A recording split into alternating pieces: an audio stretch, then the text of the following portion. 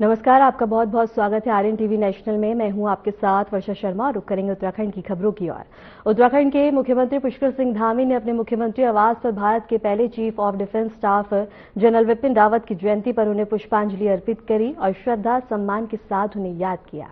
मुख्यमंत्री धामी ने कहा कि जनरल विपिन रावत ने देश की सेवा में अपार योगदान दिया और उनकी वीरता समर्पण हमेशा सभी के लिए प्रेरणा का स्रोत रहेगी। इस अवसर पर मुख्यमंत्री ने उनके साहस और देशभक्ति को याद करते हुए उन्हें भावपूर्ण श्रद्धांजलि अर्पित की है।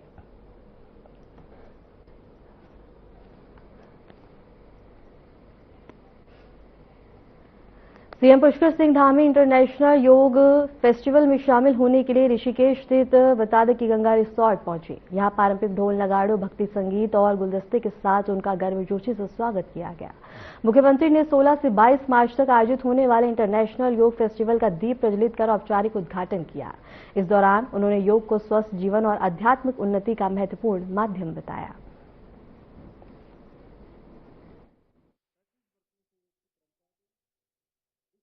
कोने-कोने तक इस योग को पहुंचाने में बहुत महत्वपूर्ण भूमिका निभा रहा है और आप सबको पता है, मुझे भी अत्यंत प्रसन्नता हो रही है कि 7 दिनों तक निरंतर चलने वाला ये योग महोत्सव, जिसमें योग, प्राणायाम, ध्यान, आयुर्वेद, प्राकृतिक चिकित्सा और आध्यात्मिक प्रवचनों के विभिन्न सत्रों के साथ साथ run for yoga, heritage walk तथा अंतर्राष्ट्रीय योग सम्मेलन जैसे विशेष कार्यक्रमों का आयोजन इन 7 दिनों में किया जाएगा। मुझे पूरा विश्वास है कि ये सभी कार्यक्रम प्रतिभागियों को योग के विभिन्न जो आयाम हैं उनसे परिचित कराने के साथ साथ स्वस्थ एवं संतुलित जीवन शैली को अपनाने के लिए भी प्रेरित करेंगे। भाइयों बहनों, योग भारत की प्राचीन और महान आध्यात्मिक परंपरा की अमूल्य धरोहर है। हजारों वर्षों से हमारे ऋषियों ने, मुनियों ने, तपस्वियों ने और योगाचार्यों ने योग के माध्यम से शरीर, मन और आत्मा के संतुलन का जो मार्ग दिखाया था, आज वो पूरी दुनिया के लिए स्वस्थ जीवन, मानसिक शांति और आध्यात्मिक उन्नति का आधार बन चुका है। योग मात्र एक व्यायाम नहीं है, जैसे कि बहुत सारे लोग ये सोचते हैं कि योग एक पीटी है, बल्कि ये समग्र जीवन पद्धति है। आज जब संपूर्ण विश्व तनाव से गुजर रहा है, अवसाद से गुजर रहा है और भौतिक दौड़ भाग से जूझ रहा है, ऐसे में योग के माध्यम से हम अपने शरीर को, अपने मन को तनाव से योग के माध्यम से पूरी तरह से संतुलित कर सकते हैं, पूरी तरह से मुक्त कर सकते हैं। योग के माध्यम से आज न लोग केवल अपने जीवन को स्वस्थ बना रहे हैं, बेहतर बना रहे हैं, बल्कि अपने जीवन की क्वालिटी को भी बढ़ा रहे हैं, उसमें गुणात्मक सुधार भी ला रहे हैं। इसलिए योग को हमें केवल एक अभ्यास तक सीमित नहीं रखना चाहिए, बल्कि अपनी इसे जीवन शैली का प्रमुख हिस्सा बनाना चाहिए।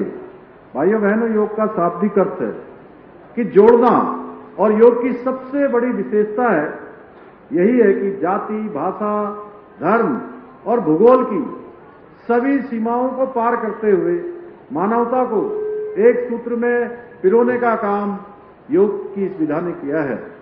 आज योग केवल भारतवर्ष में ही नहीं, बल्कि एक आज वैश्विक आंदोलन बन चुका है, जो पूरी दुनिया को शांति, संतुलन और सकारात्मक ऊर्जा की दिशा में बढ़ा चुका है।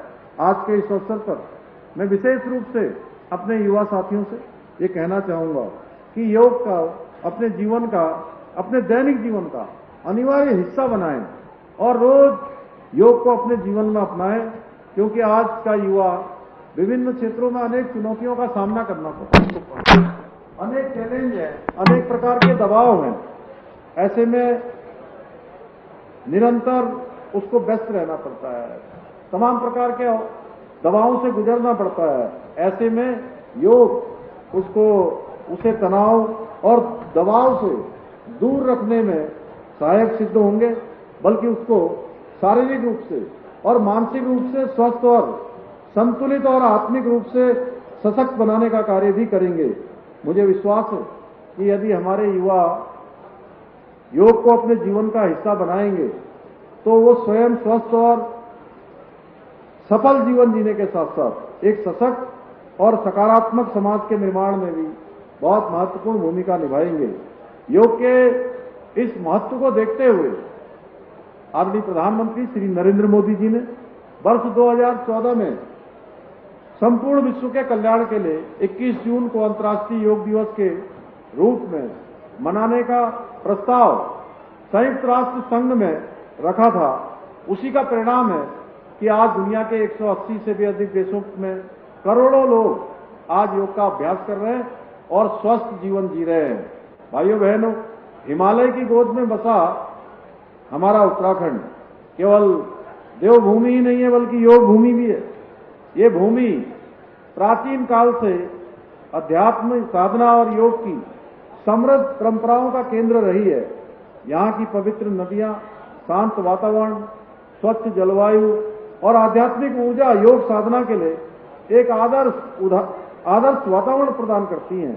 विश्व भर से हजारों लाखों साधक प्रतिवर्ष उत्तराखंड आकर योग और ध्यान का अभ्यास करते हैं। विशेष रूप से ये तपोवन का क्षेत्र, मुनिकृति का क्षेत्र, ऋषिकेश का क्षेत्र, नरेंद्र नगर का क्षेत्र और ये पूरे आसपास का इस क्षेत्र को अगर मैं कहूं तो ये हमारे लिए अत्यंत गर्व की बात है कि आज पूरी दुनिया में इस पूरे क्षेत्र को विश्व की योग की राजधानी के रूप में जाना जाता है। अब योग पार्ट ऑफ लाइफ नहीं रहा बल्कि वे ऑफ लाइफ बन चुका है। हमारी राज्य सरकार भी आदरणीय प्रधानमंत्री श्री नरेंद्र मोदी जी के मार्गदर्शन में योग को बढ़ावा देने के लिए, इसे जन जन तक पहुंचाने के लिए निरंतर कार्य कर रही है। इस दिशा में हमने योग को वैश्विक राजधानी के रूप में स्थापित करने के उद्देश्य से उत्तराखंड में देश की पहली योग नीति 2025 लागू की है। इस नीति के अंतर्गत हम प्रदेश में योग और ध्यान केंद्रों के विकास के लिए 20 लाख रुपए तक की वित्तीय सहायता प्रदान कर रहे हैं। साथ ही हमने योग, ध्यान और प्राकृतिक चिकित्सा के क्षेत्र में शोध और अध्ययन को बढ़ावा देने के लिए 10 लाख रुपए तक के अनुदान का प्रावधान भी किया है। इसके अलावा हम राज्य में 5 नए योग हब की स्थापना भी कर रहे हैं और प्रदेश में सभी आयुष हेल्थ वेलनेस सेंटरों में योग सेवाओं की उपलब्धता भी सुनिश्चित कर रहे हैं। भाइयों बहनों, आज के समय में लोग योग के साथ साथ प्राकृतिक चिकित्सा और अन्य आयुष पद्धतियों की ओर भी तेजी से आकर्षित हो रहे हैं। इसी को ध्यान में रखते हुए हमारी सरकार उत्तराखंड में आयुष वेलनेस सेंटरों और नेचुरोपैथी केंद्रों को लगातार प्रोत्साहित कर रही है। आज प्रदेश में आयुष आधारित 300 से अधिक आयुष्मान आरोग्य केंद्र संचालित किए जा रहे हैं। साथ ही प्रदेश के प्रत्येक जनपद में 50 और 10 बेड वाले आयुष चिकित्सालयों की स्थापना भी की जा रही है। इसके साथ ही संजीवनी पोर्टल के माध्यम से 70 से अधिक विशेषज्ञों द्वारा नागरिकों को आयुष परामर्श भी प्रदान किया जा रहा है।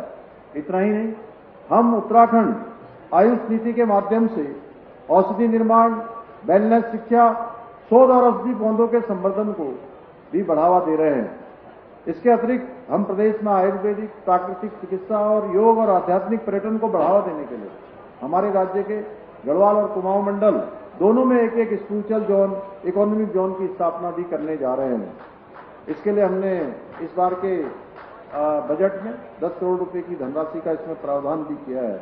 भाइयों बहनों, आज जब पूरी दुनिया में हमारे प्रदेश की पहचान योग, अध्यात्म और वेलनेस के एक प्रमुख केंद्र के रूप में स्थापित हो रही है, ये हम सब की सामूहिक जिम्मेदारी है कि हम इस पहचान को और अधिक सशक्त बनाएं, इसको और मजबूत बनाएं और गौरवशाली बनाने के लिए निरंतर कार्य करें।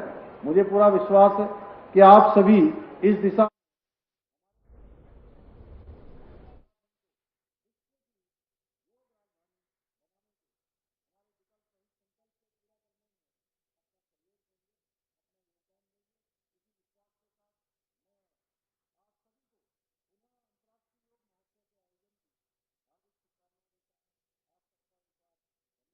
उत्तराखंड के मुख्यमंत्री पुष्कर सिंह धामी ने पालिका केंद्रीकृत सेवा के अंतर्गत चयनित सफाई निरीक्षकों को नियुक्ति पत्र वितरण कार्यक्रम को संबोधित किया। इस अवसर पर सीएम ने नए कर्मचारियों को शुभकामनाएं दी और उन्हें अपने कर्तव्यों को ईमानदारी और निष्ठा के साथ निभाने का निर्देश दिया है।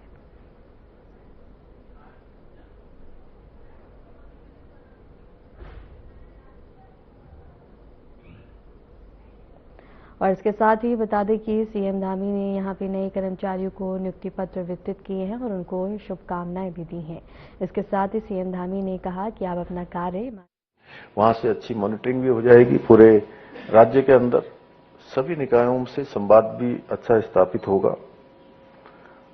भाइयों बहनों, राज्य गठन के समय हमारे प्रदेश में केवल जहां 63 स्थानीय निकाय थे, आज प्रदेश में एक बड़ा ढांचा हमारा इस क्षेत्र में खड़ा हो गया है। 11 नगर निगम, 46 नगर पालिकाएं और 51 नगर पंचायत सहित कुल 108 स्थानीय नगर निकाय हैं। और ये सभी इस बात का प्रमाण है कि आज शहर विकास और आर्थिक गतिविधियों के महत्वपूर्ण केंद्र बन चुके हैं और ये हमारे सपनों को साकार करने के स्थान बन चुके हैं, संकल्पों को सिद्धि तक पहुंचाने के स्थान बन चुके हैं। और हमारी सरकार इन शहरों को स्वच्छ, सुव्यवस्थित, आधुनिक बनाने के लिए प्रयास कर रही है। इस दिशा में हमारे स्थानीय निकायों की भूमिका अत्यंत महत्वपूर्ण हो जाती है। आज कूड़ा प्रबंधन से लेकर नागरिकों को मिलने वाली मूलभूत सुविधाओं के सुचारू संचालन तक में इन सब की बड़ी जिम्मेदारी हमारे निकाय के कंधों पर होती है। इसलिए स्थानीय निकाय हमारे शहरों के समस्त और समग्र विकास के सबसे मजबूत स्तंभ है। आज नियुक्ति प्राप्त करने वाले हमारे सभी जो सफाई निरीक्षक हैं, वो इस नींव के पत्थर हैं। और नींव का पत्थर आप सब जानते हैं ना, पत्थर मजबूत होता है, फाउंडेशन मजबूत होती है और उसी पर पूरी बिल्डिंग बनती है। उसी पर अच्छा बहुमंजिला भवन भी जो इसका आज यहां पर शिलान्यास किया है, अगर उसकी नींव अच्छी होगी, फाउंडेशन अच्छी होगी और कहते हैं बुनियाद अच्छी होगी, तो वो बिल्डिंग भी अच्छी होगी, वो भवन भी अच्छा होगा। इसी प्रकार से अगर सफाई व्यवस्था अच्छी होगी, जिसका भार आप सबके कंधों पर है, तो निश्चित रूप से सारी चीजें अच्छी होंगी। भाइयों बहनों, पिछले करीब 5 वर्षों में शहरी निकाय में 63 हमारे अधिशासी अधिकारियों की नियुक्ति हुई है। 22 कर एवं राजस्व निरीक्षकों की, 32 अवर अभियंताओं की नियुक्ति पत्र प्रदान किए जा चुके हैं। और आज 63 सफाई कर्मचारी निरीक्षकों की नियुक्ति के साथ ही ये संख्या अब हमारी बढ़ने जा रही है और निश्चित रूप से इससे हमारी कार्यक्षमता भी बढ़ेगी और अधिक हमारी जो व्यवस्थाएं हैं और अधिक मजबूत होंगी। मुझे विश्वास है आप सभी अपने अच्छे कामों से, निष्ठा से, ईमानदारी से के साथ अपने दायित्वों को आगे बढ़ाएंगे और हमारी जो निकाय हैं, जहां भी आपको जिम्मेदारी मिलेगी, उनको स्वच्छ बनाने में और व्यवस्थित बनाने में आप सब बहुत महत्वपूर्ण भूमिका निभाएंगे। क्योंकि पूरे वर्ष यहाँ पर लोग आस्था श्रद्धा के लिए भी आते हैं, पर्यटन के लिए भी आते हैं, अध्यात्म की प्राप्ति के लिए भी आते हैं। हमारे यहाँ 4 धाम हैं, गंगा यमुना।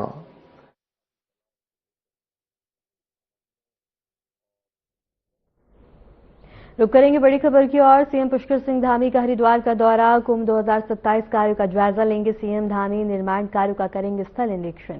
अधिकारियों संग समीक्षा बैठक भी करेंगे सीएम धामी। कुंभ मेला तैयारी की होगी समीक्षा। डाम कोठी में होगी अहम बैठक। प्रशासन ने सुरक्षा के पुख्ता इंतजाम किए। इस वक्त बड़ी खबर आपको बता दें, सीएम धामी आज हरिद्वार दौरे पर रहेंगे, जहां कुंभ मेला 2027 की तैयारी और निर्माण कार्यों का निरीक्षण करेंगे। तय कार्यक्रम के अनुसार मुख्यमंत्री विभिन्न स्थलों का दौरा कर कार्यों की प्रगति का जायजा लेंगे और अधिकारियों को आवश्यक दिशा निर्देश देंगे। इसके बाद वे डामकोटी में अधिकारियों के साथ समीक्षा बैठक कर कुंभ से जुड़े निर्माण कार्य व्यवस्थाओं पर विस्तार से चर्चा करेंगे। मुख्यमंत्री के दौरे को लेकर प्रशासन ने सुरक्षा व्यवस्थाओं के पुख्ता इंतजाम किए।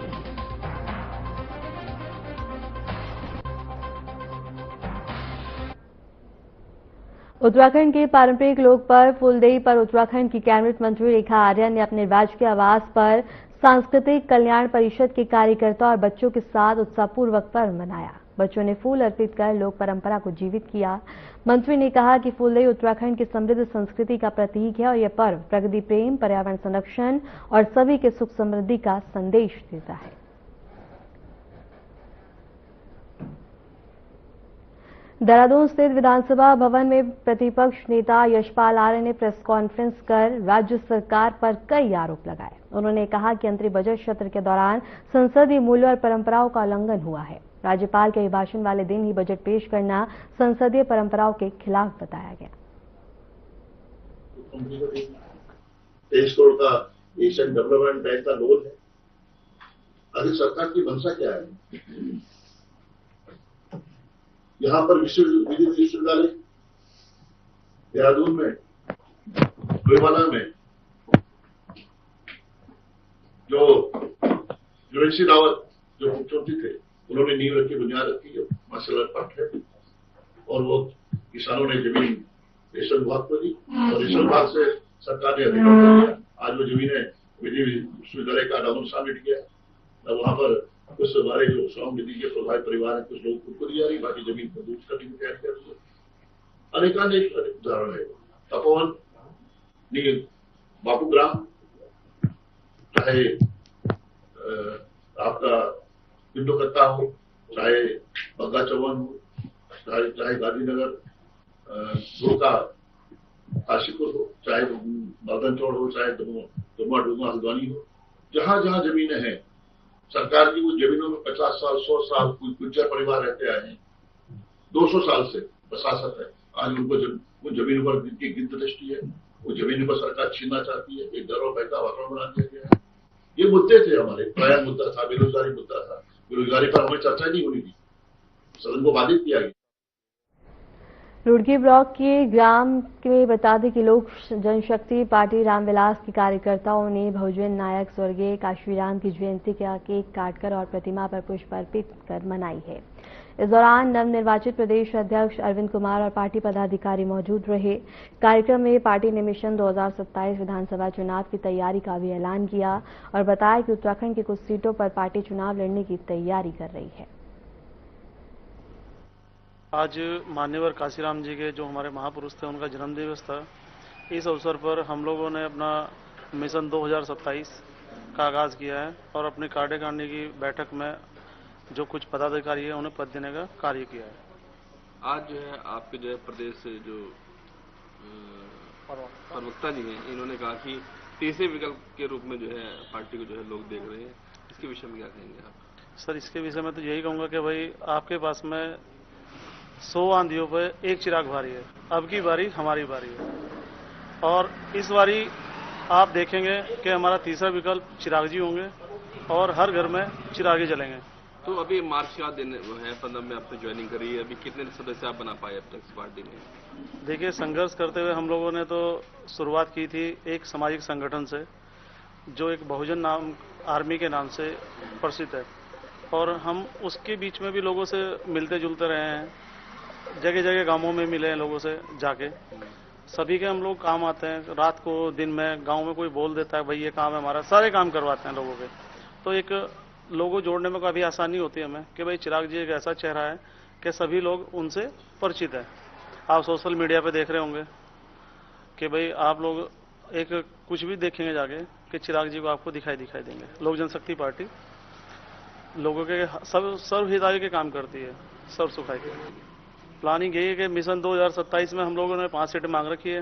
मेरा शुभ नाम वशिष्ठ पासवान है, प्रदेश प्रवक्ता लोक जनशक्ति पार्टी उत्तराखंड फिलहाल। और जो हमारा जो यहाँ अभी SC/ST सेल के हमारे प्रदेश अध्यक्ष अभी 15 तारीख को नियुक्त हुए थे, अरविंद कुमार जी, यही आपके रुड़की से ही हैं। और आज मान्यवर साहब काशीराम जी के जन्मदिन के उपलक्ष्य में एक छोटा सा आहूत किया गया मीटिंग, जिसमें प्रदेश अध्यक्ष और तमाम इधर हमारे भंगेड़ी क्षेत्र के लोग भी थे, पदाधिकारी कार्यकर्ता भी थे।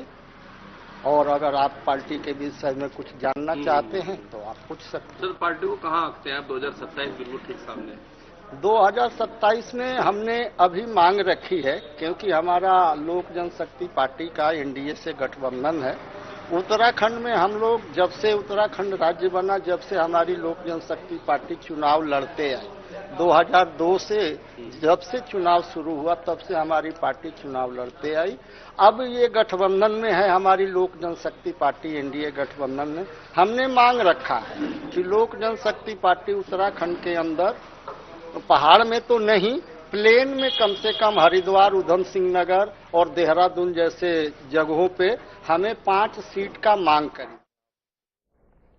देहरादून के स्थित शांति अकेडमी में अंतर्राष्ट्रीय जूनियर टेनिस टूर्नामेंट का शुभारंभ हुआ है। उत्तराखंड टेनिस एसोसिएशन की ओर से आयोजित इस प्रतियोगिता में 8 से अधिक देशों के 100 से ज्यादा खिलाड़ी भाग ले रहे हैं। कार्यक्रम के मुख्य अतिथि प्रदेश की खेल मंत्री रेखा आर्य ने खिलाड़ियों का उत्साहवर्धन करते हुए कहा कि खेल अनुशासन, समर्पण और आत्मविश्वास की भावना विकसित करता है। उन्होंने कहा कि उत्तराखंड अंतर्राष्ट्रीय खेल आयोजनों की मेजबानी के लिए तेजी से अपनी पहचान बना रहा है। खबर कानपुर से है, जहां रुड़की लक्सर मार्ग पर रोज लगने वाले जाम को देखते हुए प्रशासन ने अतिक्रमण के खिलाफ अभियान चलाया। तहसील प्रशासन और नगर पंचायत की संयुक्त टीम ने बुलडोजर की मदद से सड़क किनारे किए गए अवैध कब्जे हटाए और कई दुकानों का सामान जब्त किया। स्थायी अतिक्रमण करने वालों को 2 दिन की अंतिम चेतावनी दी गई है। नायब तहसीलदार यूसुफ अली ने बताया कि यह कार्रवाई जिलाधिकारी के निर्देश पर की जा रही है और समय सीमा के बाद सख्त कानूनी कार्रवाई होगी।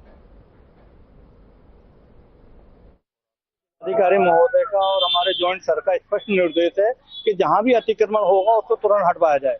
यदि अतिक्रमण नहीं हटाया जाता तो उसके खिलाफ जो वैधानिक कार्रवाई की जाए। इसलिए आज सर के आदेश के अनुपालन में आपने देखा कि आज लंडोरा में काफी अतिक्रमण नगर पालिका, पुलिस विभाग और राजस्व विभाग की टीम ने जो है अतिक्रमण हटाया। किसी ने 1 दिन का समय लिया है और अगर नहीं उसको हटाते हैं तो उसके खिलाफ भी फिर वैधानिक कार्रवाई कर अतिक्रमण हटाया जाएगा। उसके लिए जो स्थायी के लिए अभी नगर पालिका को निर्देशित कर दिया गया है कि इनके खिलाफ जो है वैधानिक कार्रवाई करें, ताकि जो है ये अतिक्रमण हटाया जा सके। नहीं, आपके सामने देखा होगा, विरोध तो खैर नहीं हुआ है। देवप्रयाग में प्रस्तावित शराब की दुकान के शांतिपूर्ण विरोध के दौरान जिला आबकारी अधिकारी केपी सिंह पर स्थानीय पूर्व प्रधान और जनप्रतिनिधि नेत्र सिंह के साथ गलत आरोप और इसके साथ अभद्रता करने का आरोप लगा है। इस घटना की स्थानीय लोगों और जनप्रतिनिधियों ने कड़ी निंदा की है। उन्होंने सरकार और आबकारी आयुक्त से अधिकारी को तत्काल पद से हटाने और मामले की निष्पक्ष जांच करने की मांग की। चेतावनी दी है कि यदि 18 तारीख तक कार्रवाई नहीं हुई तो 19 तारीख को आबकारी आयुक्त कार्यालय पर घेराव कर अनिश्चितकालीन धरना प्रदर्शन किया जाएगा। देखा कि देवप्रयाग में जो शराब की दुकान खुल रही थी उसका विरोध वहां के पूर्व प्रधान नेत्र सिंह जी, जो कि वहां के सम्मानित जनप्रतिनिधि है, उनके साथ किस प्रकार की अभद्रता जिला आबकारी अधिकारी टिहरी केपी सिंह के द्वारा की गई, इसकी हम कड़े शब्दों में निंदा करते हैं। एक लोक सेवक को कोई अधिकार नहीं है कि एक जनप्रतिनिधि के साथ वो इस प्रकार का व्यवहार करे। इसलिए हम मांग करते हैं कि तत्काल प्रभाव से केपी सिंह को उनके पद से हटाया जाए। अगर सरकार इसका संज्ञान नहीं लेती है, आबकारी आयुक्त इसका संज्ञान नहीं लेती हैं, तो हम आगामी 19 तारीख को बृहस्पतिवार के दिन आबकारी आयुक्त कार्यालय का घेराव करेंगे, तालाबंदी। उत्तराखंड में बारिश और ऊंचाई वाले इलाकों में हुई बर्फबारी के बाद तापमान में गिरावट दर्ज की गई। 4 धाम क्षेत्रों में बर्फबारी से मौसम सुहाना हो गया। वहीं मैदानी जिले जैसे देहरादून, हरिद्वार और उधम सिंह नगर सहित सभी 13 जिलों में तापमान में कमी आई है। मौसम में आए इस बदलाव ने लगातार बढ़ रही गर्मी पर फिलहाल ब्रेक लगा दिया है।